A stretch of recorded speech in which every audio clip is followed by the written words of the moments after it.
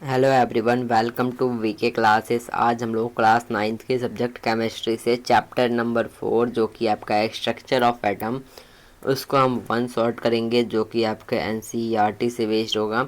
और अगर आप इस चैनल पे नए हैं तो आप इस चैनल को सब्सक्राइब कर लीजिएगा, क्योंकि आगे आने वाले सारे वीडियोस का नोटिफिकेशन आपको मिलता रहेगा।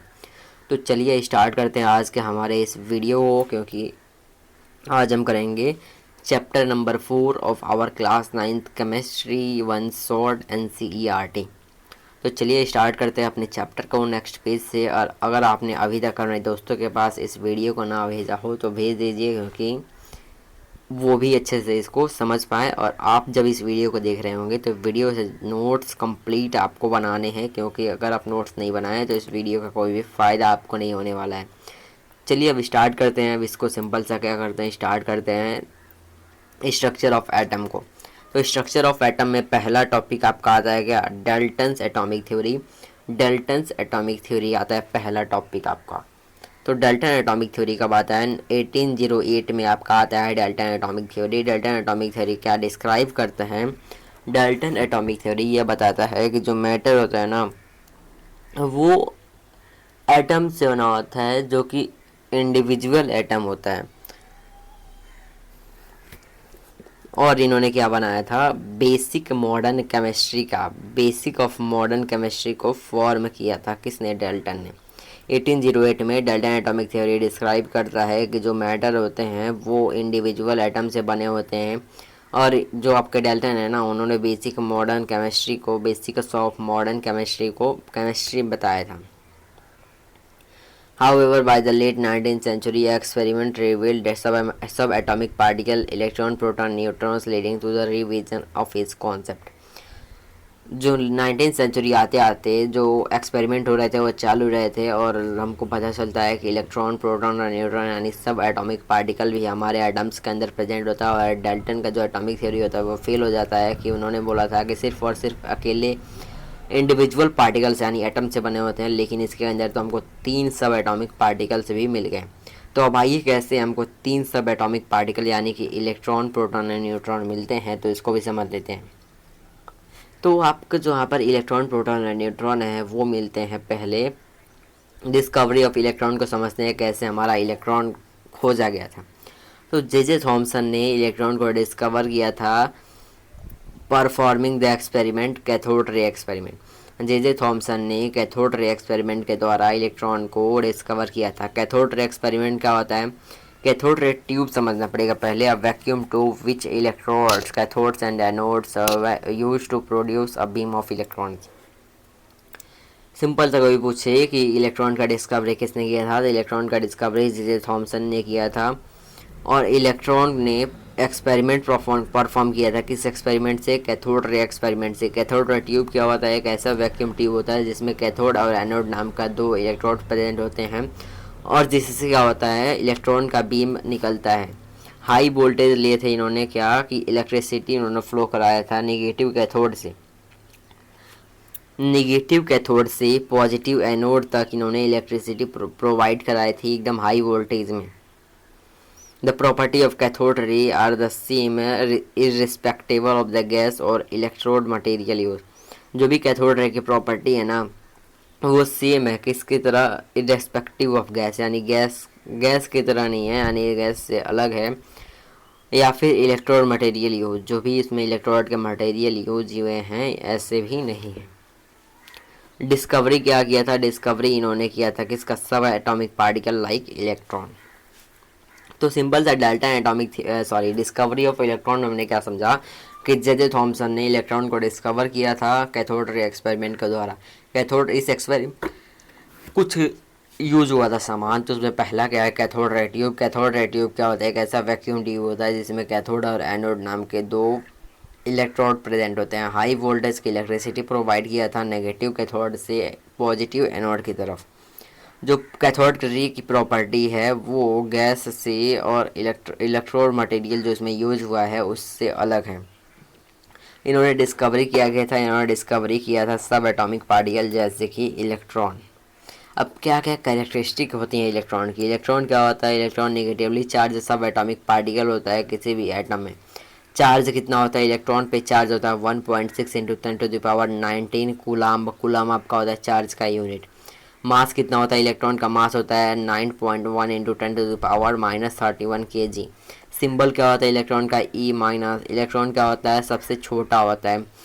कहाँ पाया जाता है इलेक्ट्रॉन, न्यूक्लियस के बाहर पाया जाता है। कहाँ पे, न्यूक्लियस के बाहर। ये आपके थे कैरेक्टरिस्टिक ऑफ इलेक्ट्रॉन। अब आ जाते हैं डिस्कवरी ऑफ प्रोटॉन कैसे डिस्कवर हुआ। ई गोल्डस्टीन या फिर यूजन गोल्डस्टीन ने डिस्कवर किया था प्रोटॉन को बाय द फेमस एनोड रे या फिर केनाल रे एक्सपेरिमेंट। इन्होंने एनोड रे या फिर केनाल रे एक्सपेरिमेंट से किया था क्या, डिस्कवर किया था प्रोटॉन को।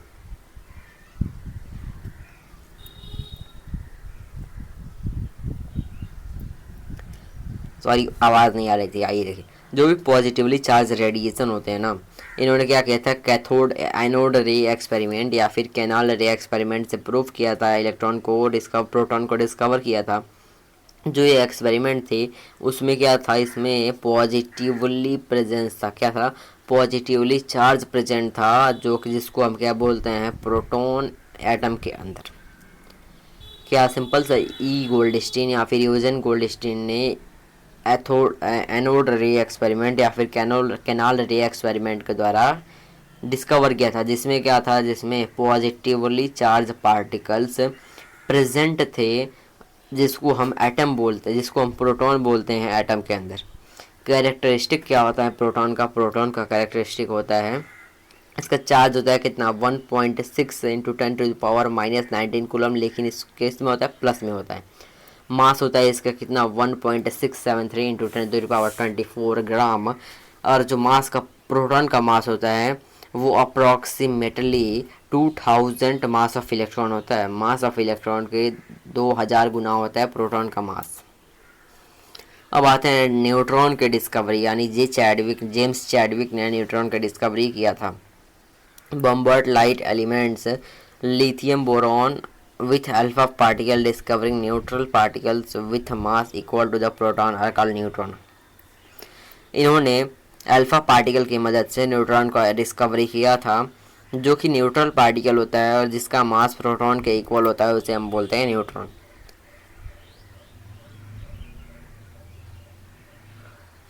जो इलेक्ट्रॉन का मास होता है ना, वो हम प्रोटॉन और न्यूट्रॉन से कंपेयर करें तो इलेक्ट्रॉन का मास आपका नेग्लिजिबल माना जाता है।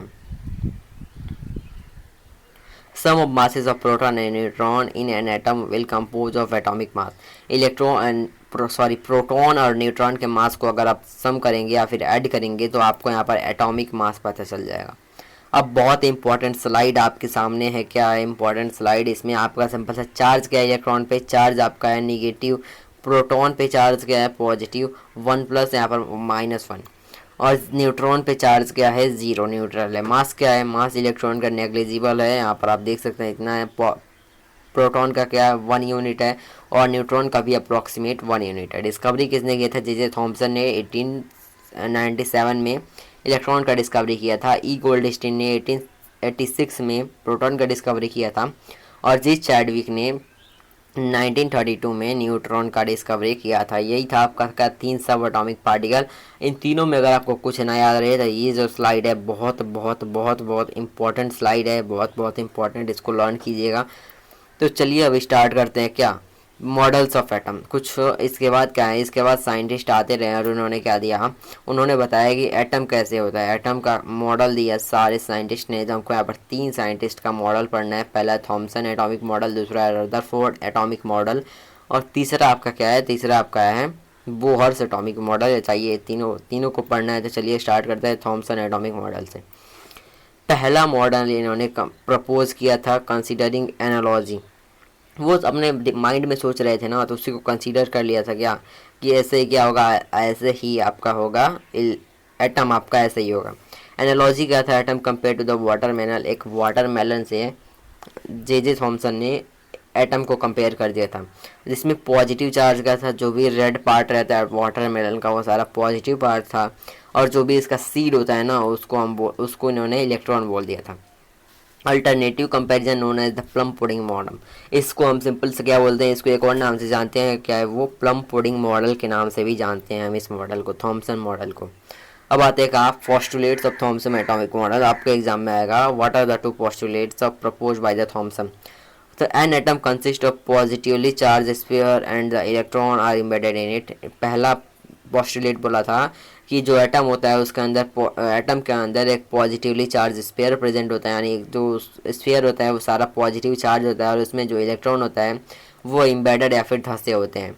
The negatively charged and positively charged are equal in magnitude, so the atom is whole is in electrically neutral। इन्होंने बोला जो निगेटिव चार्ज है और जो पॉजिटिव चार्ज है वो मैग्नीट्यूड में इक्वल है, तो इसी के कारण जो एटम होता है वो इलेक्ट्रिकली न्यूट्रल होता है। यही कुछ मॉडल था उनका, क्या इस मॉडल का उनका यहाँ पर एटम दिख रहा था। सिंपल सा थॉमसन में आपको याद रखना है कि थॉमसन एटॉमिक मॉडल क्या है, वाटरमेलन मॉडल है। थॉमसन ने माना था कि एक वाटरमेलन है, उसका जो रेड पार्ट है वो सारा क्या पॉजिटिव चार्ज है और उसमें कुछ निगेटिव चार्ज क्या होंगे, एम्बेडेड होंगे या फिर धंसे होंगे। यही क्या है आपका थॉमसन एटॉमिक मॉडल है। On the basis Thomson atomic model से आपको बताना है एटम न्यूट्रल कैसे है। The negatively charged particles are embedded in positively charged sphere. These negative and positive charges are equal in magnitude. By counteracting the other effect will make the atom neutral। तो आप इसका answer कैसे लिखेंगे, जो भी negatively charge particle present है धसे हुए हैं पॉजिटिवली चार्ज स्फीयर में, वो निगेटिव और पॉजिटिव चार्ज मैग्नीट्यूड में इक्वल हैं, तो कैंसिल आउट करके इलेक्ट्रॉन को होल न्यूट्रल बना दे रहे हैं। ऐसे करके आप ऐसे क्वेश्चंस का आंसर लिखेंगे। थॉमसन मॉडल आपको इम्पोर्टेंट इतना ज़्यादा नहीं है, आपको क्या पहले याद रखना है, यहाँ पर इस स्लाइड को आपको लर्न करना पड़ेगा। इस स्लाइड बहुत बहुत इंपॉर्टेंट स्लाइड है और ये तीनों के बारे में थोड़ा थोड़ा आपको पढ़ना पड़ेगा। तो चलिए अब चलते हैं कहाँ पर, नेक्स्ट मॉडल पे, जो कि क्या आपका नेक्स्ट मॉडल आपका है रदरफोर्ड्स मॉडल ऑफ एटम। इसमें भी फास्ट चल रहा है बोलेंगे, लेकिन आपको समझ आ रहा है। मेन बात यही है कि आपको समझ आना चाहिए। नेक्स्ट आपका क्या है, नेक्स्ट आपका रदरफोर्ड्स मॉडल ऑफ एटम। आइए इसको समझते हैं क्या है रदरफोर्ड का मॉडल। इन्होंने क्या किया था, इन्होंने किया था गोल्ड फॉयल एक्सपेरिमेंट। इसमें क्या था, use a thin gold foil only 1000 atom thick to observe alpha particle behaviour. Gold foil experiment से इन्होंने क्या दिया था, अपना मॉडल दिया था। इन्होंने क्या यूज़ किया, इन्होंने एकदम पतली सी गोल्ड का फॉयल यूज़ किया जो कि सिर्फ और सिर्फ 1000 एटम्स का थिक था, 1000 एटम का मोटा था वो। और इन्होंने ऑब्जर्व किया कि जो अल्फ़ा पार्टिकल का क्या बिहेवियर है। अल्फ़ा पार्टिकल क्या होता है, alpha particle doubly charge helium ion, यानी अगर आपका हीलियम का आयन है उस पर 2+ का चार्ज है, इस जो क्या बोलते हैं हम अल्फ़ा पार्टिकल बोलते हैं। अल्फ़ा पार्टिकल का मास क्या होता है, इसका मास होता है 4u, एकदम फास्ट मूविंग होता है, इसके पास एनर्जी बहुत ही ज़्यादा होती है। ऐसे करके कुछ इनका सेटअप था। इस सेटअप आपके एग्ज़ाम में रेयरली आ जाए, आपको तभी भी देख लीजिएगा इसको। इन्होंने इसमें क्या लिया था, इन्होंने इसमें पहले लिया था यहाँ पर क्या, इन्होंने यहाँ पर लिया था एक लेड का बॉक्स। क्या लिया था दोस्तों, यहाँ पर एक लेड का बॉक्स लिया था, इसमें एक छेद किया, उसके अंदर क्या था, अल्फ़ा पार्टिकल था और उसमें से अल्फ़ा पार्टिकल बहुत ही स्पीड में निकल रहे थे और वो जाकर यहाँ पर गोल्ड फॉयल से टकरा रहे थे। और कुछ तो सीधे चले जा रहे थे, कुछ थोड़ा मोड़ा डिफ्लेक्ट हो रहे थे, और इसमें से एक जो था ना वो एकदम डायरेक्टली गया और डायरेक्टली हेड शॉट हो गया, रिटर्न आ गया था। और इन्होंने क्या लगाया था, इनके चारों तरफ लगाया था क्या, एक फॉयल लगाया था, क्या लगाया था, एक डिटेक्टर लगाया था चारों तरफ कि वो डिटेक्ट कर पाए। ऐसे कुछ यहाँ पर जो कुछ जूम करके दिखाया गया, तो ऐसे कुछ उनका क्या था, एक्सपेरिमेंट्स है। यानी कि जो थे ना, जो आपके अल्फ़ा पार्टिकल वो जा रहे थे, कुछ सीधे चले जा रहे थे, यानी कि जो आपके एटम के अगल बगल यानी आसपास के जो इन्वायरमेंट है उसमें से निकल जा रहा था। और कुछ जो बीच में जो आपका न्यूट्रॉन प्रेजेंट रहते हैं, इस न्यूट्रॉन से थोड़ा सा टकरा कर रिफ्लेक्ट हो जा रहे थे। और इनमें से एक जो था कि वो डायरेक्ट गया और डायरेक्ट बैक आ गया है, यानी कि डायरेक्ट कुछ ऐसे हार्ड पार्टिकल से टकराया जो कि इसको रिफ्लेक्ट बैक कर दिया, यानी कि एटम के न्यूक्लियस से टकराया। इसी का क्या था, कंक्लूजन था आपका यहाँ पर रदरफोर्ड के। एक क्वेश्चन आपके सामने दिख रहा होगा, why did Rutherford select a gold foil in his alpha particle experiment. The Rutherford wanted a metal sheet that could be as thin as possible for the scattering experiment. Gold is the most malleable of all the metals known to man. It's simple to make a thin sheet out of it. As a result, for the alpha ray scattering experiment, Rutherford used gold foil. यहाँ पर इसका simple सा मतलब क्या है, जो Rutherford हैं वो चाहते थे कि सबसे पतला मेटल का सीट वो चाहते थे, जो कि क्या है उनके स्कैटरिंग एक्सपेरिमेंट में यूज़ कर सके। तो आप जानते हैं कि गोल्ड क्या है, सबसे ज़्यादा मैलिएबल मेटल है, यानी कि गोल्ड को हम सबसे पतला बना सकते हैं। इसीलिए इन्होंने क्या किया था, सिंपल सिंपल सीट लिया था, जिसको हम बोलते हैं क्या, गोल्ड सीट लिया था। इसीलिए इन्होंने, क्योंकि उनको चाहिए सबसे पतला सीट, क्योंकि वो अपना एक्सपेरिमेंट परफॉर्म कर सके। तो यही रीज़न आपका क्या है, रदरफोर्ड ने गोल्ड फॉइल को यूज़ किया था। अब आते क्या क्या ऑब्जर्वेशन थी रदरफोर्ड की। रदरफोर्ड ने क्या क्या ऑब्जर्व किया। रदरफोर्ड का पहला ऑब्जर्वेशन था क्या कि most of the alpha particle placed straight through the gold foil. ज़्यादा से ज़्यादा अल्फा पार्टिकल जो है ना, वो सीधे चले गए गोल्ड फॉइल से, बिना कुछ रिफ्लेक्ट हुए। There was a deflection small angle of the some alpha particle. कुछ अल्फा पार्टिकल कुछ छोटे एंगल से क्या, वो डिफ्लेक्ट हो गए। Very small amount of alpha particle rebounded. बहुत ही छोटे अमाउंट में अल्फा पार्टिकल जो कि बैक आया, यानी कि एक अल्फा पार्टिकल था जो कि डायरेक्टली बैक आ गया। यही क्या था उनका कुछ ऑब्जर्वेशन। क्या पहला ऑब्जर्वेशन क्या कि जो अल्फा पार्टिकल है ज़्यादा से ज़्यादा सीधी चली गई, और दूसरा क्या है कि कुछ क्या वो डिफ्लेक्ट हुई छोटे एंगल से, और एक जो था वो क्या हुआ, डायरेक्टली बैक आ गया। इनका कॉन्क्लूजन क्या है, इनका कॉन्क्लूजन सिंपल सा क्या है कि जो मोस्टली आपके एटम के अंदर स्पेस है ना, वो एम्प्टी है। क्या है, मोस्टली स्पेस आपके एटम के अंदर एम्प्टी यानी कि खाली है, यानी कि मोस्ट अल्फा पार्टिकल क्या हुए थे, pass through the gold foil undeflected, यानी ज़्यादा से ज़्यादा अल्फा पार्टिकल बिना डिफ्लेक्ट हुए गोल्ड फॉइल से पास हो गए थे। इंडिकेट करता है कि जो एटम के अंदर क्या है, ज़्यादा से ज़्यादा एटम, ज़्यादा से ज़्यादा स्पेस क्या है, एम्प्टी है। यही पहला आपका क्या है, कॉन्क्लूजन। दूसरा कॉन्क्लूजन क्या है, पॉजिटिवली चार्ज न्यूक्लियस है बीच में। क्या है, positively charge. Few alpha particle deflected and about 1 in 12,000 bounce back, revealing a small dense positively charged nucleus.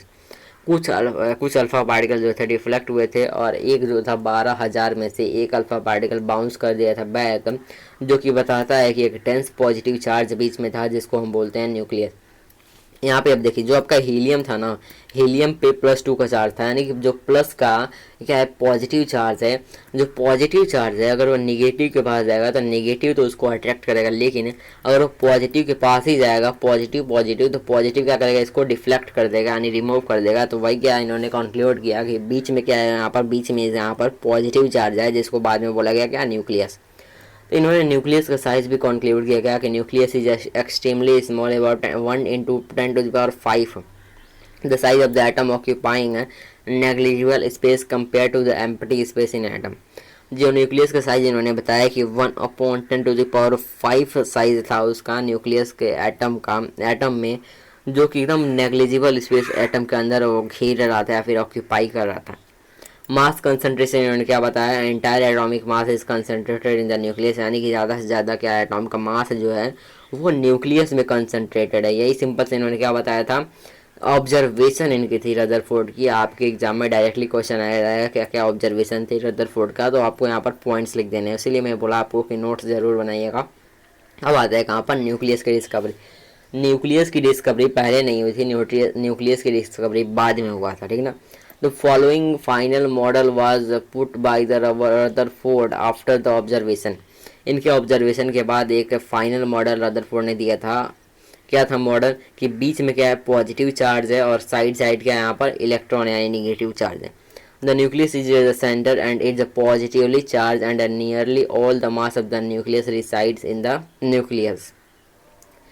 क्या है, बीच में क्या है, सेंटर में क्या है, एक पॉजिटिवली चार्ज का सब्सटेंस है, जिसने सारे मास एटम के सारे मास क्या है उसी में कन्वर्स है। जो एटम का न्यूक्लियस है क्या है, बहुत ही बड़ा डेंस, बहुत ही ज़्यादा डेंस है। The size of the nucleus is very less compare to the size of the atom. Atom के साइज से जो आपका न्यूक्लियस का साइज है बहुत ही ज़्यादा छोटा है। यही क्या था, न्यूक्लियस किसने डिस्कवर किया था, आप कमेंट में जल्दी बताइए, न्यूक्लियस किसने डिस्कवर किया था और किस ईयर में किया था। और रदरफोर्ड मॉडल के बारे में आ जाते हैं और पढ़ते हैं कुछ फीचर, क्या क्या फीचर्स थे, एग्जाम में आएंगे क्या क्या फीचर्स थे रदरफोर्ड मॉडल के, तो आप यहाँ पे इसी फीचर्स को लिखेंगे क्या क्या फीचर्स थी। There is a positively placed nucleus in the atom. Nearly all the mass of the reside at a nucleus, proton plus neutron. वही बात को रिपीट कर रहे हैं क्या, पॉजिटिवली जो चार्ज है न्यूक्लियस वो बीच में क्या है, एटम के प्रेजेंट है, जो कि सारे मास को कंटेन किए, यानी प्रोटॉन प्लस न्यूट्रॉन। आप यहाँ पे एक फैक्ट जान जाइए, क्या फैक्ट है कि प्रोटॉन प्लस न्यूट्रॉन को हम क्या बोलते हैं, न्यूक्लियॉन्स। क्या बोलते हैं दोस्तों, न्यूक्लियॉन्स। प्रोटॉन प्लस न्यूट्रॉन को हम बोलते हैं न्यूक्लियस। अगर आपके एग्जाम में क्वेश्चन आया कि प्रोटॉन प्लस इलेक्ट्रॉन को हम क्या बोलते हैं, प्रोटॉन प्लस न्यूट्रॉन को क्या बोलते हैं कंबाइनिंग, तो न्यूक्लियस बोलते हैं। दूसरा फीचर क्या था, इलेक्ट्रॉन रिवॉल्व हो गया। जो इलेक्ट्रॉन है ना वो न्यूक्लियस के आसपास क्या कर रहा है, रिवॉल्व कर रहा है यानी राउंड लगा रहा है। जो साइज है न्यूक्लियस का बहुत बहुत छोटा है एटम के साइज से। यही क्या था, फीचर था। बातें क्या, फाइनली ड्रॉबैक क्या था, रदरफोर्ड मॉडल क्यों फेल हो गया, ड्रॉबैक क्या था। बहुत इंपॉर्टेंट क्वेश्चन बनता है, इससे क्वेश्चन एग्जाम में आते ही आते हैं। तो आइए इसका ड्रॉबैक समझते हैं। 3 पॉइंट आपके सामने दिख रहे हैं, तीनों पॉइंट लर्न कर लीजिएगा। According to the Rutherford, electron revolve round in the nucleus in well-defined orbit, but electron being charged particle will lose their energy and finally will fall into the nucleus. इनका drawback क्या था कि Rutherford के द्वारा क्या बताया गया था कि जो इलेक्ट्रॉन है वो न्यूक्लियस के आसपास क्या कर रहा है, रिवॉल्व कर रहा है। तो जो रिवॉल्व कर रहा है ना वो एक ऑर्बिट में रिवॉल्व कर रहा है, डिफाइन है ऑर्बिट। जो इलेक्ट्रॉन है वो चार्ज पार्टिकल यानी जब वो रिवॉल्व करेगा तो वो अपनी एनर्जी को लूज करेगा और वो फाइनली क्या करेगा, न्यूक्लियस में गिर जाएगा, फॉल हो जाएगा। तो ये क्या बना देगा, ये जो है ये एटम को अनस्टेबल बना देगा। जब एटम अनस्टेबल होगा तो मैटर अनस्टेबल हो जाएगा। यही क्या था आपका ड्रॉबैक था यहाँ पर इसका, रदरफोर्ड का।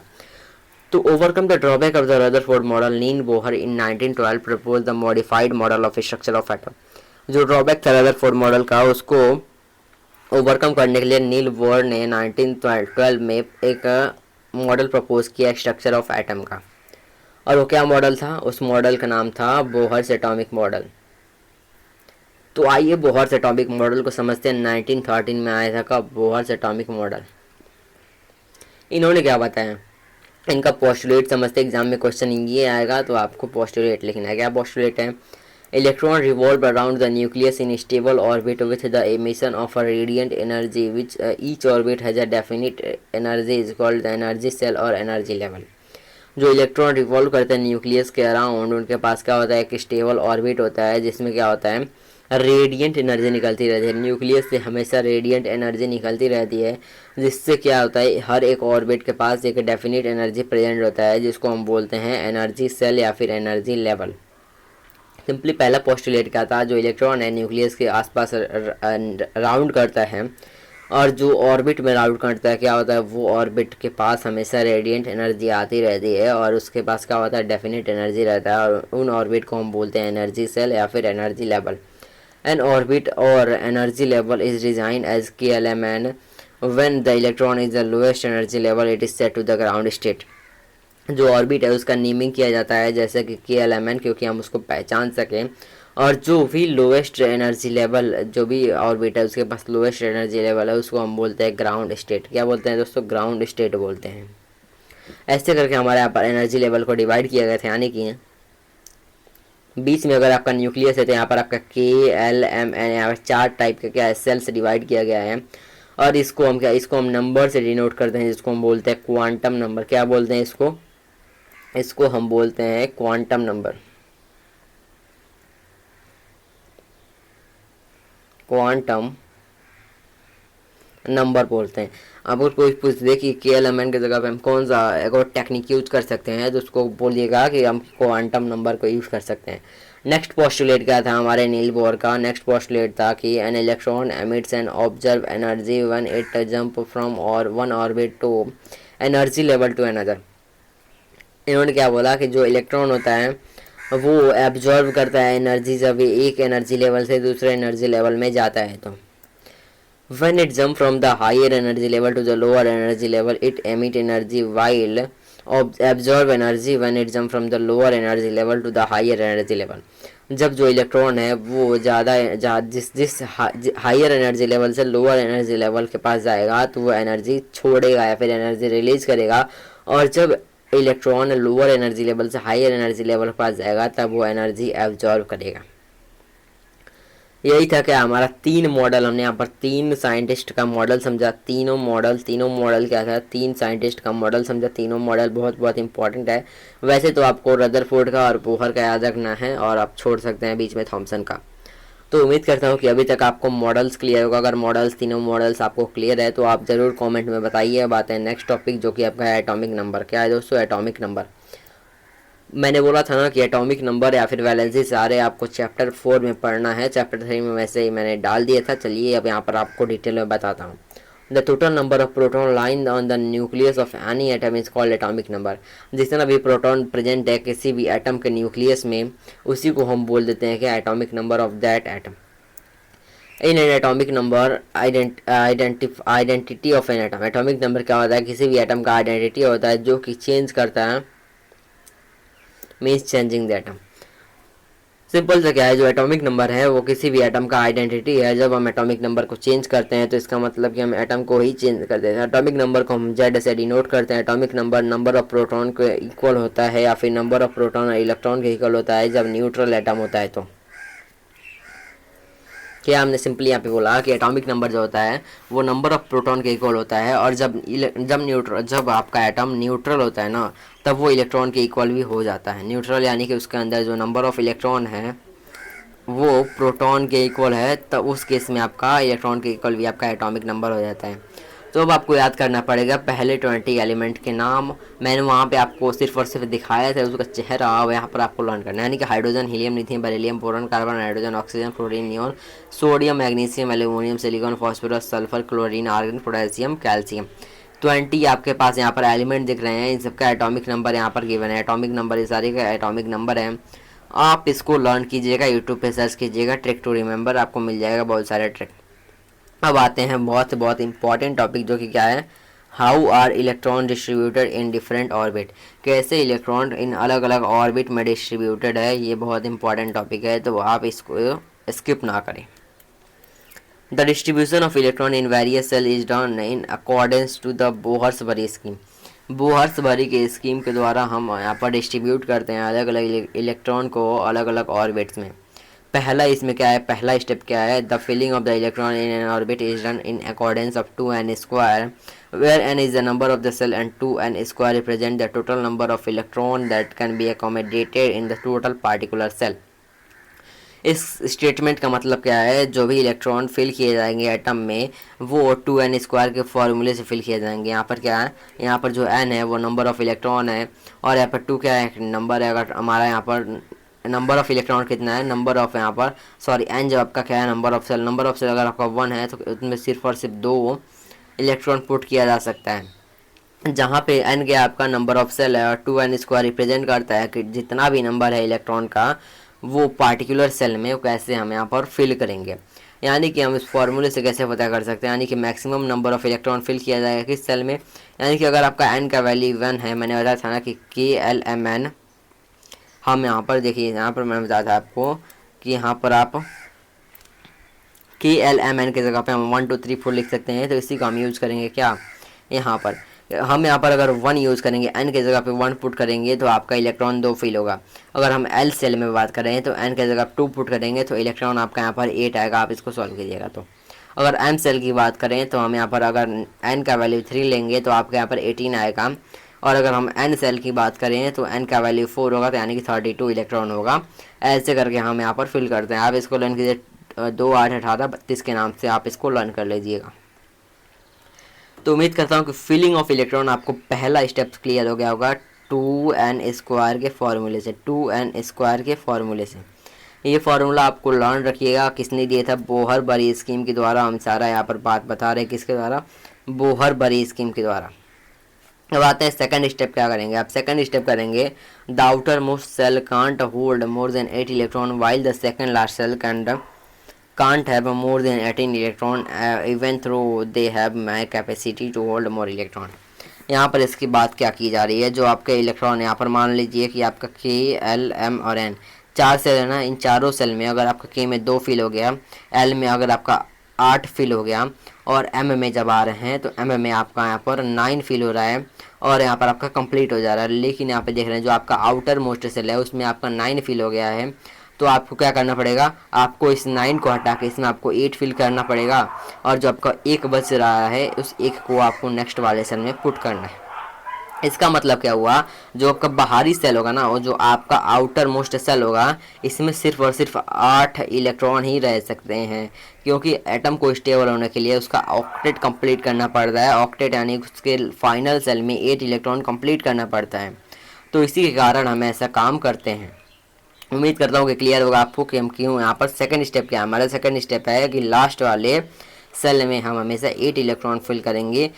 अगर उसका कैपेसिटी है 8 से ज़्यादा होल्ड करने के लिए, तो हम जो इलेक्ट्रॉन बचेगा तो उसको हम नेक्स्ट सेल में ट्रांसफ़र कर देंगे। यही आपका सेकंड यहाँ पर स्टेप। यानी कि आप एग्जांपल के थ्रू पर लेंगे क्या कि अगर आपका कैल्शियम 20 यानी कैल्शियम का एटॉमिक नंबर 20 है, तो उसका इलेक्ट्रॉन डिस्ट्रीब्यूशन कैसे होगा। की सेल में हम क्या पुट करेंगे, की सेल में हम पुट करेंगे 2 क्योंकि उसका कैपेसिटी भी 2 का है। एल सेल में हम पुट करेंगे क्या 8 क्योंकि उसका कैपेसिटी भी 8 का है। एम सेल में हम पुट करेंगे यहाँ पर 8 लेकिन उसका कैपेसिटी क्या है 18 का।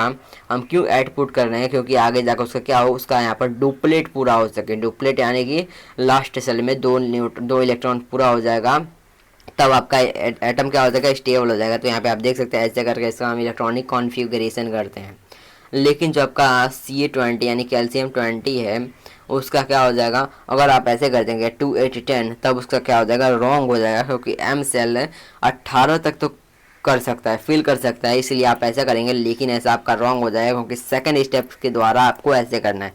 थर्ड रूल क्या है, थर्ड रूल आपका क्या है, the outer most shell can hold more than 2 electron and penultimate cell can't hold more than 8 electron unless the preceding inner cell antipulated cell is filled completely obeying to n square rule। यहाँ पे simply क्या बता रहा है, simply आपका जो aluminium है, जो आपका आउटर मोस्ट सेल है ना, उसको सिर्फ वो 2 इलेक्ट्रॉन से ज़्यादा होल्ड कर सकता है और 8 इलेक्ट्रॉन से कम होल्ड कर सकता है प्रोसीडिंग इनर सेल, और इनर सेल को भरते हुए completely obeying to n square rule. Simple some example, आइए इसको मैं समझा देता हूँ आपको। क्या अगर आपका एल्यूमिनियम 13 है, क्या है एल्यूमिनियम 13, यहाँ पे आपको एल्यूमिनियम 13 दिख रहा है ना, इसको आप कैसे फिल करेंगे, तो पहले 2, दूसरे में 8, तीसरे में क्या फिट करेंगे 3। तो आपका यहाँ पर एल्यूमिनियम 13 यहाँ पर कंप्लीट हो गया। दूसरा क्या आ रहा है, दूसरा आपका आ रहा है क्या, दूसरा आपका आ रहा है F9 यानी कि फ्लोरीन 9। फ्लोरीन 9 कैसे फिल करेंगे, 2 और 7, आप 2,7 करेंगे तो फ्लोरीन 9 आपका फिल हो जाएगा। नियॉन 10 आप ऐसे फिल करेंगे और यहाँ पे आप ऐसे फिल करेंगे।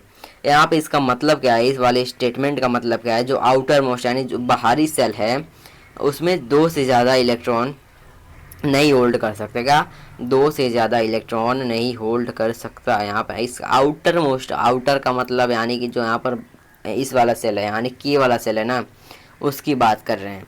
And the penultimate shell can't hold more than 8 shell, और जो उसका लास्ट वाला यानी जो आपका लास्ट सेल है वो 8 से ज़्यादा नहीं होल्ड कर सकता है unless the preceding inner shell, inner shell को भी भर सकता है वो। सिंपली बताया जा रहा है, मैं एग्जाम्पल की तरफ ले रहा हूँ। जो आपका अंदर वाला सेल हो गया यानी की सेल में 2 इलेक्ट्रॉन फिल होंगे और जो लास्ट वाला है उसमें 8 फिल होंगे।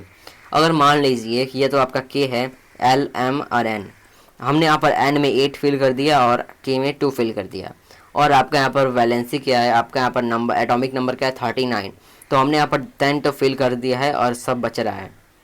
तो हम क्या फिल करेंगे, एल में तो हम 8 फिल करेंगे और एम में जो बच रहा है क्या कितना हो गया, 10 8 18 हो गया है ना। अब 29 में कितना बच रहा है आपको, यहाँ पर बच रहा है यहाँ पर टोटली क्या 11 बच रहा है। 11 को टोटली हम कहाँ फिल करेंगे, एम वाले सेल में हम यहाँ पर फिल कर देंगे। यानी कि सिंपली बता रहा है क्या, जो आपका पहला सेल होगा उसमें 2 फिल करेंगे और लास्ट वाले से यानी फाइनल सेल होगा उसमें 8 फिल करेंगे, और अगर बच जाता है ना तो उसके पहले यानी कि पेनल्टीमेट सेल में क्या कर देंगे, फिल कर देंगे। यानी कि उसके पहले वाले सेल में ज़्यादा फिल कर सकते हैं अगर उसका कैपेसिटी है तो, लेकिन लास्ट वाला और फर्स्ट वाला सेल में हम फिल नहीं कर सकते हैं। यही इस पॉइंट का मतलब मैंने आपको क्लियरली समझा दिया है।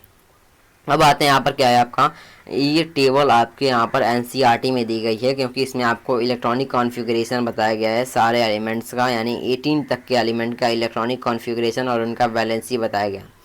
तो ये टेबल भी आपका क्या है, ये टेबल भी आपका इंपॉर्टेंट है, इसको भी आपको लर्न करना पड़ेगा। यानी कि हाइड्रोजन 2-4 एग्जाम्पल मैं बता दे रहा हूँ। हाइड्रोजन का क्या होता है, एटॉमिक नंबर 1 होता है, तो उसमें नंबर ऑफ प्रोटॉन 1 होता है, नंबर ऑफ न्यूट्रॉन उसमें नहीं होता है, नंबर ऑफ इलेक्ट्रॉन 1 होता है, न्यूट्रल की बात चल रही है। और उसमें डिस्ट्रीब्यूशन क्या होता है कि जिस सेल में हम 1 फिल करते हैं तो उसका वैलेंसी भी यहाँ पर 1 हो जाता है। अगर हम बात करें यहाँ पर सोडियम की, सोडियम का यहाँ पर क्या होता है, एटॉमिक नंबर 11 होता है, number of proton 11, number of neutron 12 होता है और नंबर ऑफ इलेक्ट्रॉन यहाँ पर 11 होता है। और इसमें के सेल में 2 फिल करते हैं, एल सेल में 8 और एम सेल में 1, ऐसे करके हम यहाँ पर फिल करते हैं। अगर हम बात करें यहाँ पर क्लोरीन की, तो क्लोरीन की 17 होता है, तो की सेल में 2, एल सेल में 8 और एम सेल में 7। ऐसे करके आपको फिल करना है। अब आते हैं वैलेंसी की बात करते हैं। वैलेंसी यानी जो भी लास्ट सेल होगा उसमें जितना लास्ट सेल में जितना भी इलेक्ट्रॉन होगा वही उसका वैलेंसी, यानी कि इसमें देखिए हाइड्रोजन में लास्ट सेल में 1 इलेक्ट्रॉन है तो इसका वैलेंसी 1 हो गया। आते हैं हीलियम में। हीलियम में आपका अगर कैपेसिटी की सेल का फिल हो गया है और यहाँ पर लास्ट सेल में कुछ भी इलेक्ट्रॉन नहीं है तो यहाँ पर 0 हो गया, क्योंकि ये नोबल गैस है। लिथियम की बात करते हैं। लिथियम के इलेक्ट्रॉन यहाँ पर थ्री का एटॉमिक नंबर है और लास्ट सेल में 1 इलेक्ट्रॉन है तो यहाँ पर 1 वैलेंसी हो जाएगा।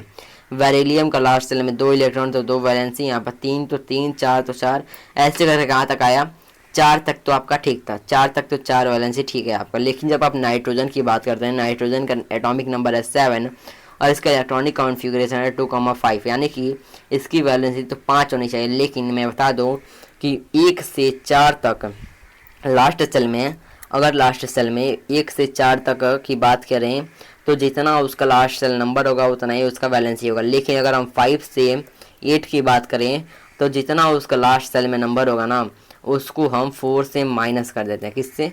जितना उसके लास्ट सेल में नंबर होगा उसको हम यहाँ पर माइनस कर देते हैं। किससे माइनस करते हैं बता रहा हूँ आपको। यहाँ पर देखिए अगर यहाँ पर 5 बच रहा है लास्ट सेल में तो इसको हम किससे माइनस करें हैं। देखिए यहाँ पर 5 अगर बच रहा है तो उसको हम माइनस कर दे रहे हैं 2 से, तो आपका यहाँ पर क्या आ जा रहा है, वैलेंसी आ जा रहा है। तो आपके सामने दिख रहा है क्या, हम 5 में से अगर 2 को माइनस कर रहे हैं तो यहाँ पर इसका वैलेंसी 3 आ जा रहा है।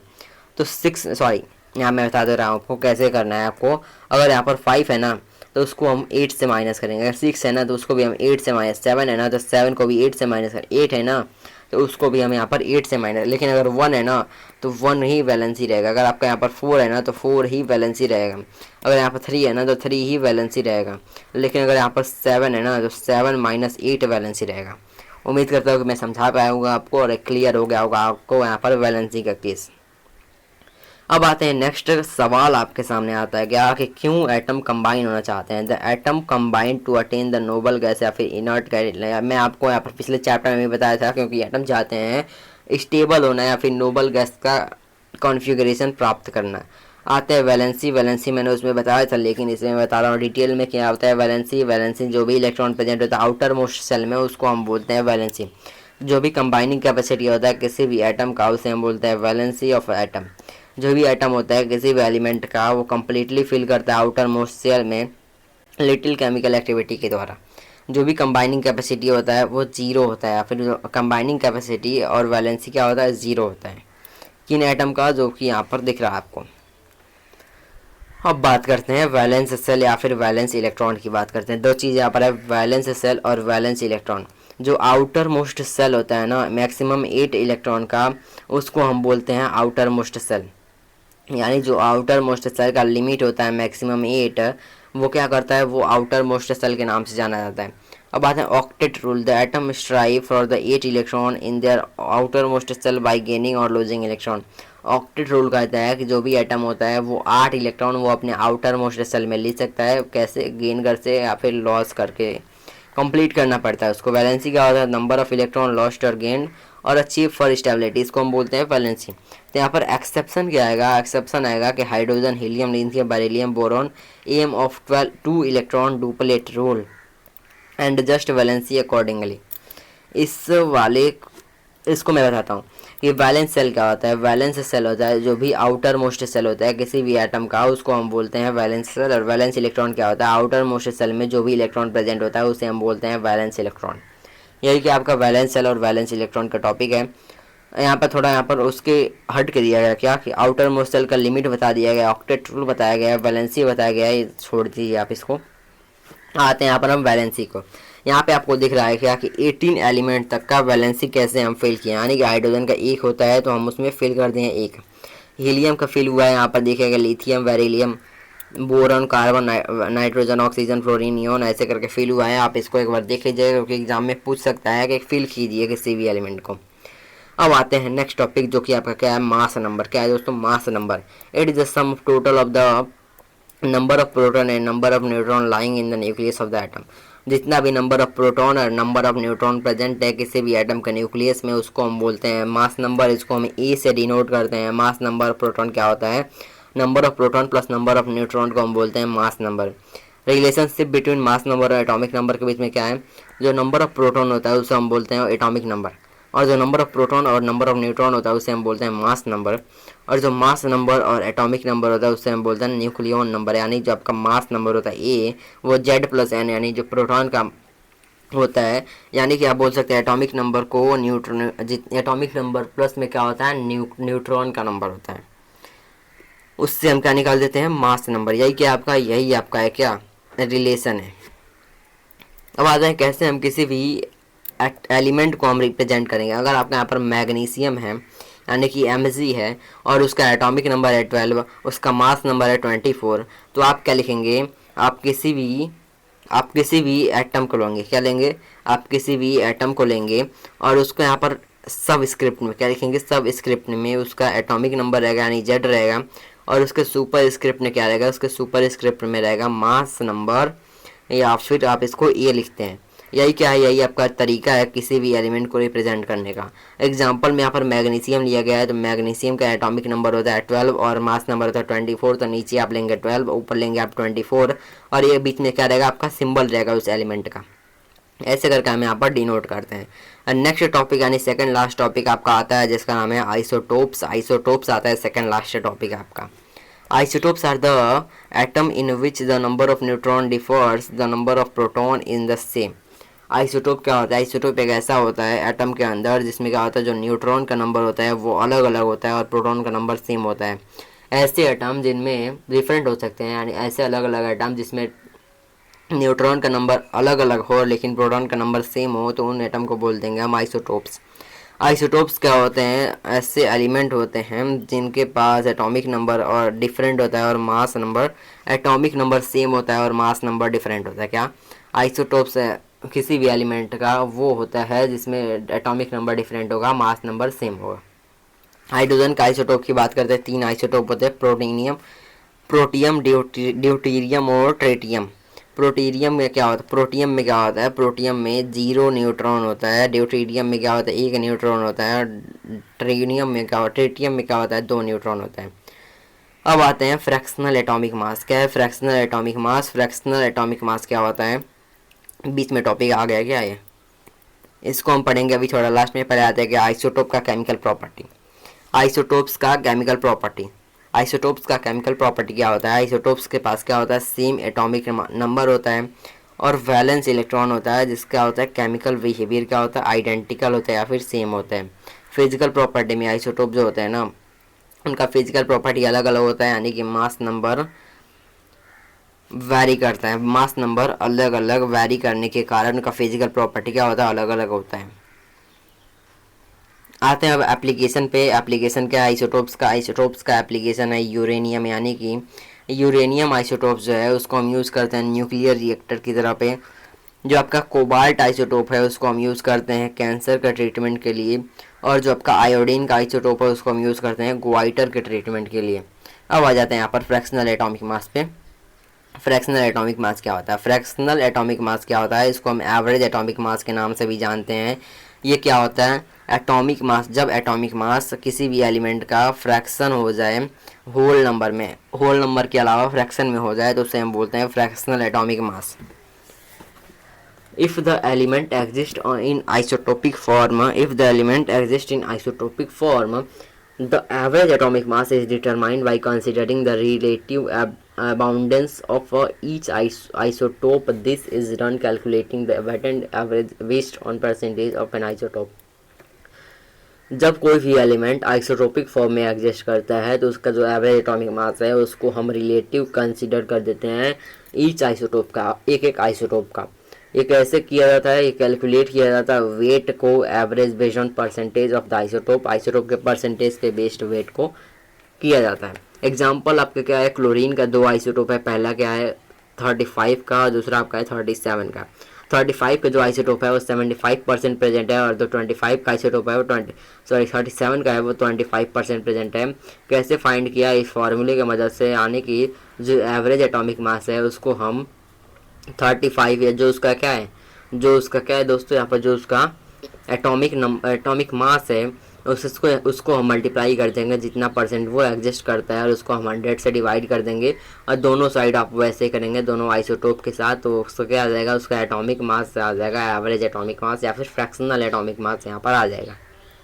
तो हमने यहाँ पर अब हमने पढ़ना है क्या, अब हमको पढ़ना है यहाँ पर सिंपली क्या, आइसोबार के बारे में, कि आइसोबार क्या होता है। आइसोबार किसी भी एटम का डिफरेंट वो होता है जिसका डिफरेंट केमिकल प्रॉपर्टी होता है बट सेम फिजिकल प्रॉपर्टी होते हैं। आइसोबार एक ऐसा एलिमेंट होता है जिसमें आइसोबार ऐसे एटम्स होते हैं जिनका केमिकल प्रॉपर्टी अलग अलग होता है लेकिन फिजिकल प्रॉपर्टी सेम होता है, यानी कि जो ऐसे एलिमेंट जिनमें एटॉमिक नंबर अलग अलग हो लेकिन मास नंबर सेम हो उन्हें हम बोलेंगे आइसोबार।